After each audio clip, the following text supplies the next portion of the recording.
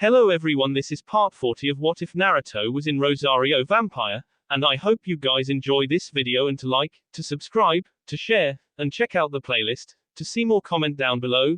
Now let's start the intro. They call me a god. They call me a god. They call me a god. Join my membership, the perks are great. It's in the description. Be sure to like and subscribe, it gives me more motivation. Enjoy. 3 years later, what seemed like an ordinary yellow school bus with the words, Yukai Academy, stenciled on the side pulled up to the designated street corner. There a young boy and girl dressed in similar uniforms waited. They were both neatly dressed with a single piece of luggage at their feet. The boy had neatly cut blonde hair while the girl had long straight black hair with a flower tucked in above her right ear. The bus door swung open and the bus driver smiled down at the two of them. Are you both new students going to Yukai Academy? His eyes seemed to glow and there was something mocking in his smile. We are, the boy answered stoically. The girl offered no more than a slight nod. Well then, climb on in and take a seat.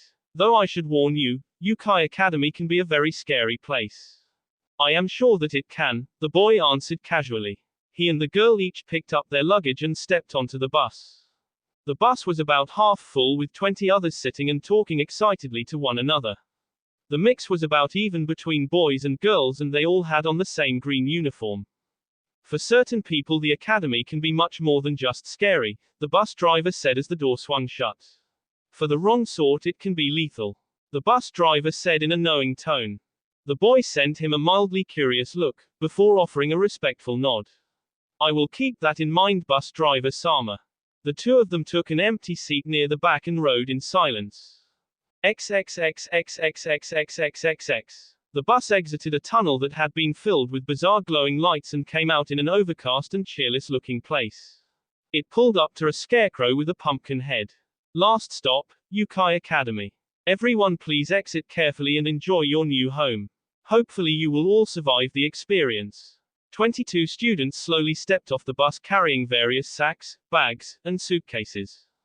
Welcome students, a woman's voice called out. The freshmen looked about until they spotted a woman in a fluffy black and white dress.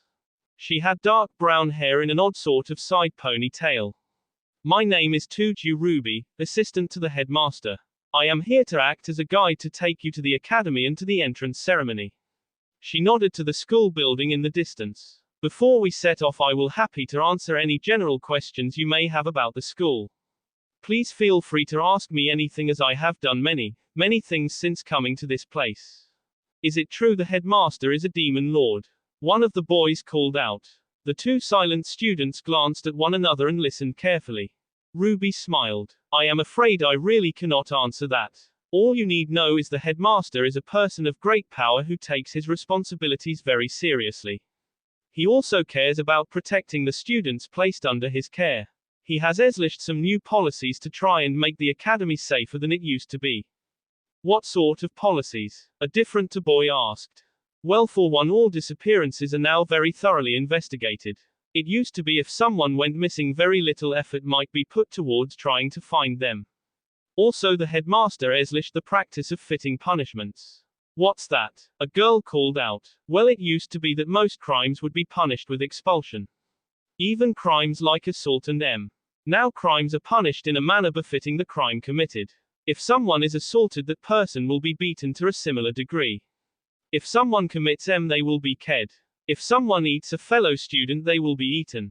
You're kidding. Someone shouted. Not at all, Ruby said pleasantly. She decided not to mention who it was that carried out those sentences.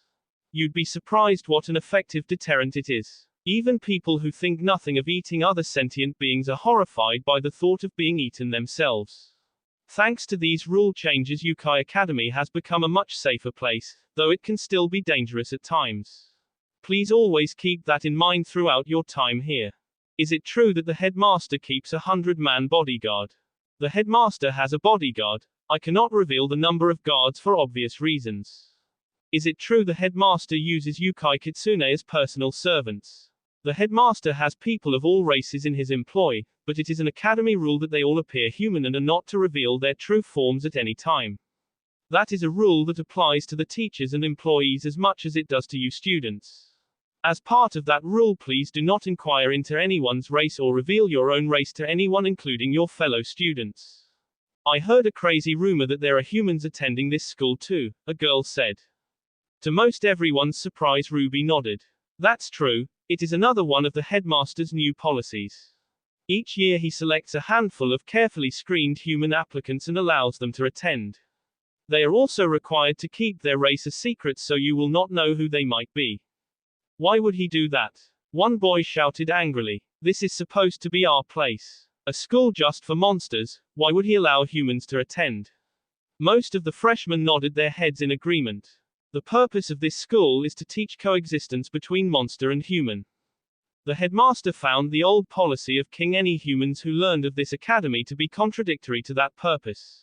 Ruby said stoutly. She too had once hated humans and all they stood for. But she had come to understand that she could not blame the whole race for the actions of a relative handful. He decided it would help monsters to learn to trust humans if they knew some of their classmates were. He also felt the idea of coexistence would be just as valuable for certain humans as well. I hear the headmaster has a beautiful vampire wife. Another boy called out. Ruby just shook her head. What did I just say about not inquiring into anyone's race? If you're also curious about the headmaster, you'll get a chance to see and hear him at the entrance ceremony. Now please follow me, it's a couple miles to the academy and we wouldn't want to be late. The students all picked up their luggage and began following her down the dirt road. Two of them were careful to hang back behind the rest. It's just as we were led to believe, the girl whispered. The boy nodded and whispered his own reply. It is a relief to know our information was accurate. We will only have this one opportunity. The girl nodded and said nothing more. XXXXXXXXXX. Naruto was relaxing in his favorite chair reading a hardcover book.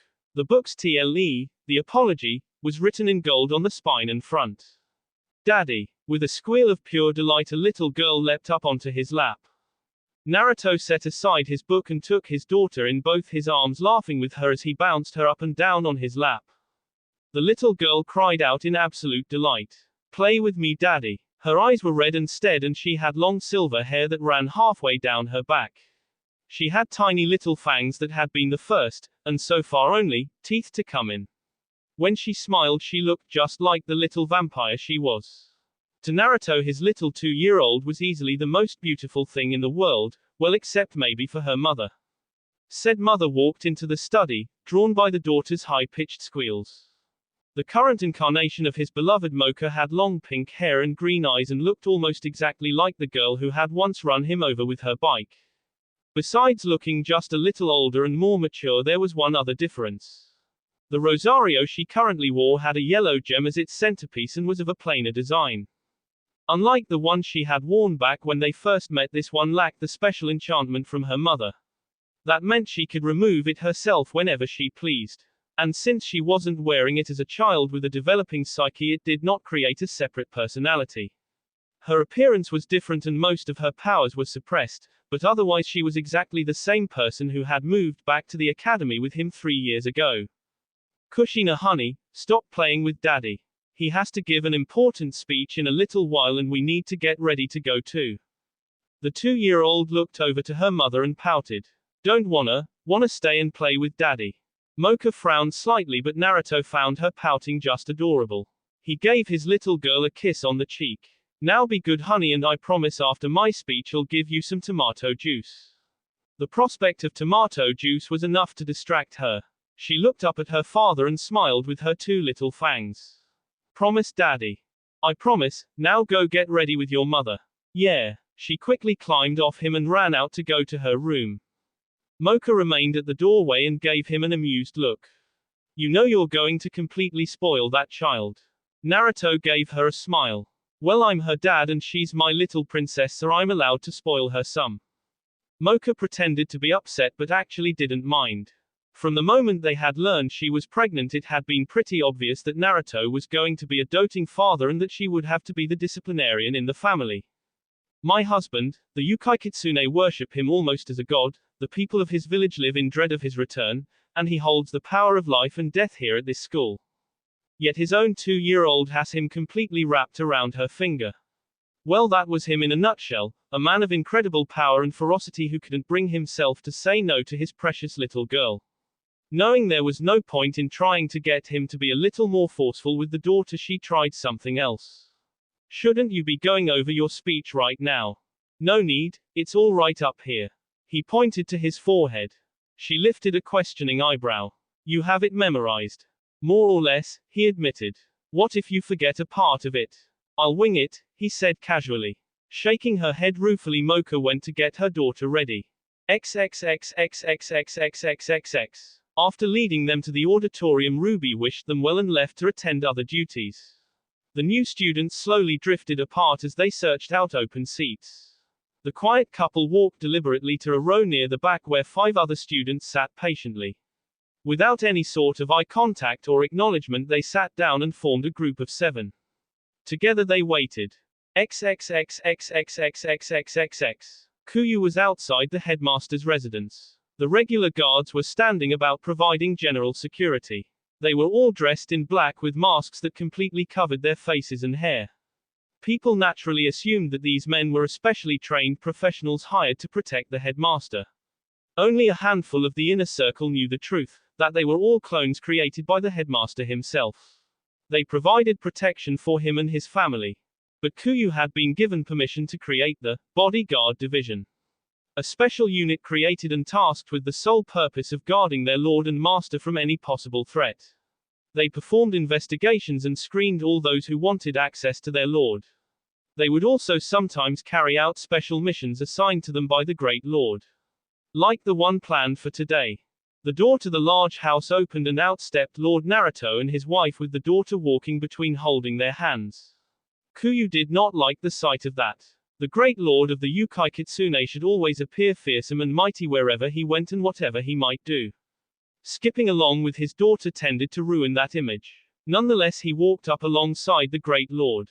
Do you still intend to visit the shrine today after the ceremony, Lord? Kuyu asked. I sure do, but I'll need to make a quick stop to have some tomato juice with my girls first.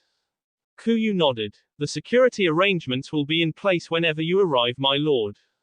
Naruto looked at him confidently. I expect nothing less. I know I can trust you, Kuyu. He bowed low. My lord, the bodyguard division will not fail you.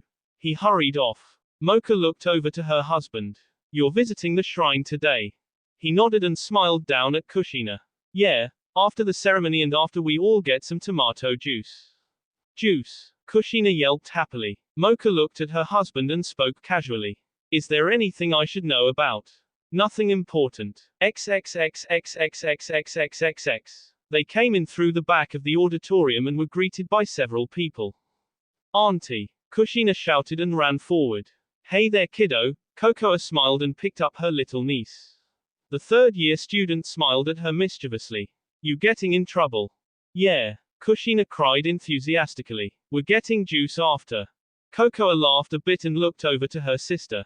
She doesn't quite get the concept of trouble yet, does she? I pray that she never does. Mocha took her daughter back into her own arms. Or at least not for a few more years. Mocha eyed her sister suspiciously. What are you doing here, by the way? Only the freshmen are required to attend this. I just thought I would get a jump start on scouting the freshmen, see if any of them look promising. As captain of the martial arts club, I want to try and get some more members. Kokoa gave her older sister an inviting smile. You know, since I have some free time, I am not having another stupid duel with you. Mocha sounded thoroughly exasperated. Oh, come on. Kokoa pleaded. Just one little duel. XXXXXXXXXX. As this was going on, the former head of the martial arts club and current head of the physical education department came up to him. Never thought I'd see the day a girl was captain of martial arts. Kenpachi said with a wicked grin. Though she is kind of scary when she gets mad. Naruto looked to where his wife and sister-in-law were still arguing. Yeah, it runs in the family. XXXXXXXXXX. The 17-year-old head of the math department came up to him. She had her very handsome husband standing beside her. It was good to see Yukari so happy. Being a genius, she had completed her education by age 14. just in time to come join him back at the old stomping grounds. She'd still been eager to share a bed with him and Mocha. Mocha had still been just as eager not to share. Naruto had compromised by agreeing to make a doppelganger for her when she hit 16. Cute little Yukari had filled out rather nicely and was very happy as a teacher and department head. She was also very happy with her husband who went by the name of Sukun. She used a magical spell, witch's version of henge, to disguise him so no one realized he was a copy of the headmaster. For Naruto it was a little weird having a brother living at the academy, but he got used to it. XXXXXXXXXX. From behind a curtain he looked out at about 600 eager and nervous faces. As he waited to go out, Ruby approached him. She had arrived at the academy a few months after he had been expelled. The previous headmaster had brought her here and had never revealed her circumstances. From talking to Ruby over the years he'd gotten the sense she had no family and that she had suffered some sort of tragedy. But she had never offered any details and he was not going to pry. She had proven a wonderfully efficient and devoted assistant. Always ready to do many things to help out. She came up to him to report in. All buses arrived on schedule. Of 615 expected arrivals, only 9 were absent from pickup. Ruby stated. That's about normal for the first day of a new class. He looked at her seriously. And the other thing. 7 arrived on 5 different buses. She looked very unhappy. That means the 7 originals. Naruto shook his head. It's a terrible shame, but there was nothing we could do. We didn't know which ones would be involved. Where are they now? All under surveillance. They're sitting as a group in the audience. Ruby looked at him nervously. Is it really all right to just leave them alone? What if they try something during the ceremony? Trust me, they won't. It's not their way. Naruto said. They won't act here when they have to know my security is at its strongest. They'll try and wait for a moment when I'm alone and vulnerable. Will you be? Ruby asked worriedly. He smiled at her reassuringly. I am never alone and I am definitely never vulnerable. Now if you'll excuse, it's time for me to give my speech. From behind the curtain he walked out onto the stage in the white robes that represented his office. Seeing him, the 600 or so students quickly settled down and quieted. In the realm of monsters he had made quite a splash and become the source of many wild rumors, some of which were even accurate. The most important thing was that he took his job and his responsibilities very seriously. He wanted to protect the lives that were entrusted to him and to teach them tolerance and acceptance of those who were different. That being a lesson very close to his heart. He smiled out at all those faces looking up at him. Welcome to Yukai Academy. I am the headmaster. Let me begin by saying XXXXXXXXXX. Following the speech, the students had been required to find their homerooms so that they could meet their homeroom teachers and some of their classmates. 7 of the students quickly and quietly slipped away from the rest to begin to explore the academy grounds. Though in truth they were not exploring so much as they were searching for someone. They had only today to accomplish the goal. One of the 7 spotted their target. He was sitting on a bench with his wife and daughter drinking some beverages from a vending machine. Keeping a safe distance, the student put the target under observation. After about 15 minutes or so he kissed his wife and daughter goodbye and they proceeded to head in opposite directions with the target heading out into the woods. XXXXXXXXXX. The 7 of them gathered and formed a loose formation, carefully trailing behind the target as they went deeper and deeper into the woods. They noted that there was a good bit of wildlife present. Foxes seemed especially prevalent. XXXXXXXXXX. As Naruto walked along he took a sniff of the air and nodded to himself. XXXXXXXXXX. Hidden away on the academy grounds was a small building that had nothing at all to do with the school. It appeared on no academy map or on any list of facilities. It had not been built with school funds and no committee had ever been asked to approve its construction. The materials had been bought and paid for using the funds that had been part of the Namika's fortune. The building had been built through the labor of just one man using a few hundred clones. In design it was nothing more than a simple Eastern-style shrine.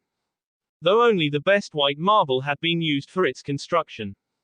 Inside were a pair of statues also of white marble. These were life-size representations of his mother and father.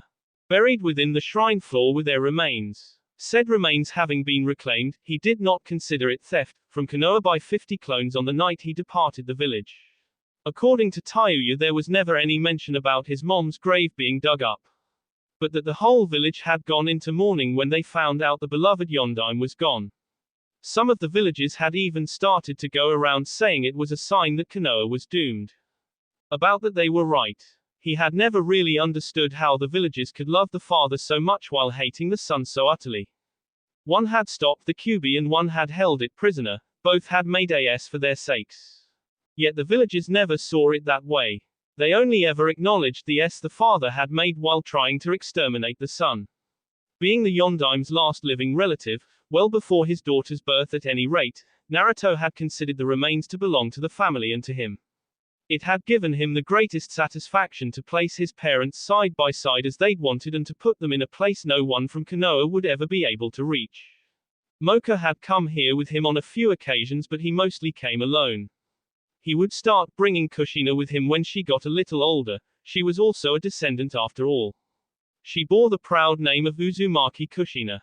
He had decided to return to his mother's name as that was the one he had been forced to suffer under. He lit some incense and offered up some prayers. He did not stay too long though. XXXXXXXXXX. He was about a quarter mile from the shrine when he finally halted. This would be a safe enough distance. You may as well come out now, Naruto called. There's no point in hiding anymore. He waited patiently as the 7 academy students came out of the woods surrounding him. He glanced at the only girl among them and at the blonde-haired boy standing at her side. It's been a long time, hasn't it? Nice to meet you again, Pain and Conan. I see, the blonde boy said. All at once all 7 of them were surrounded by smoke as they released their henges. How did you see through our disguises? Naruto simply tapped his nose. The Akatsuki were all focused on him and so did notice 10 ordinary-looking foxes talking position in a much wider circle around them. I actually knew you were coming, though I didn't know you were bringing your 6 boss and your partner. I was actually hoping to have the entire organization here so I could deal with all of you today. He shrugged. I guess I'll have to hunt them all down at some point. But with you and Madara gone, they won't be any sort of threat. The 6 ninja with the Rinnegan readied themselves, as did Conan. Pain took Naruto's words as nothing but empty bluster. He might be the strongest of them, but they had captured 8 Biju. Today, after years of investigation and planning, they would finally take the 9th. I have never been defeated in battle and know the weaknesses of the Biju. Please surrender and I promise you that you will not be forced to suffer and no unnecessary harm will be done to anyone else. Naruto laughed at that. Oh, I know you're not going to harm me or anyone else, that's why I led you out here away from the academy. He looked directly into Pain's eyes. You don't get it, do you? I'm nothing at all like the Biju you've captured. I could kill a million like you and never be in danger. You're not the hunter here, you're the rabbit. And you're about to be devoured. He looked past Pain and the others in their black robes with red clouds. It. Pain and the rest were all caught off guard as 10 ordinary-looking foxes suddenly transformed into final form Yukai Kitsune. These were all members of the bodyguard division. All of them Yukai Kitsune with a minimum of 2 fiery tails. Working together they cast the joint spell. A gold-colored dome of energy rose all about them and sealed them in. The Akatsuki looked about in momentary confusion before turning to face an amused Naruto. This will still not save you. Pain told him. Save me. Naruto laughed. It's not meant to save me, it's meant to keep you rabbits from escaping. It will also hide all the demonic aura I'm about to unleash. I don't want all the new students being scared to death on their very first day. Naruto opened himself up and allowed the limitless swell of power to fill him. Let me show you exactly what it was my father faced that day. Pain and the rest could do nothing but watch as Naruto took on his ultimate 9-tail form. Madara alone might have been able to control this monster. Had Pain known the Shiki Fujin and had a newborn to act as a container, he might have stood a chance. But as it was, there was literally nothing he could do against what he was facing. Now then, an inhuman voice boomed. I think I'll eat you. XXXXXXXXXXX. Naruto strolled into his home whistling a happy tune. Mocha heard him and popped her head out of the kitchen. Dinner is almost ready, dear. Oh. Sorry, Mocha-chan, he called back. I've already eaten. XXXXXXXXXX. Mocha came into his study to find him in his favorite chair reading a familiar book. Kushina's asleep. Are you coming to bed? Mocha had a certain evil look in her eyes that told him she wasn't asking him if he was ready to go to sleep. Sure, he answered eagerly and snapped the book shut. She noticed it. You've been reading that same book for the last 6 months. Have you still not finished it? He set it on his desk. I finished it a long time ago, I keep rereading it. Why? She asked. Is it really that good? Well, you might say it was written just for me. It's one of Godfather's books. Having traveled for so long with him and being forced to wait as he went on his many perverted research, TSS Mocha frowned dangerously. Kushina may not be able to read yet, but I won't have any of that disgusting logography in this house. It's not that sort of book. Naruto said. It's not. She was genuinely amazed. She didn't think Jiraiya wrote any other kind. Tayuya sent this to me. She had trouble getting a copy. It's been banned not just in Konoha but in all of Fire Country.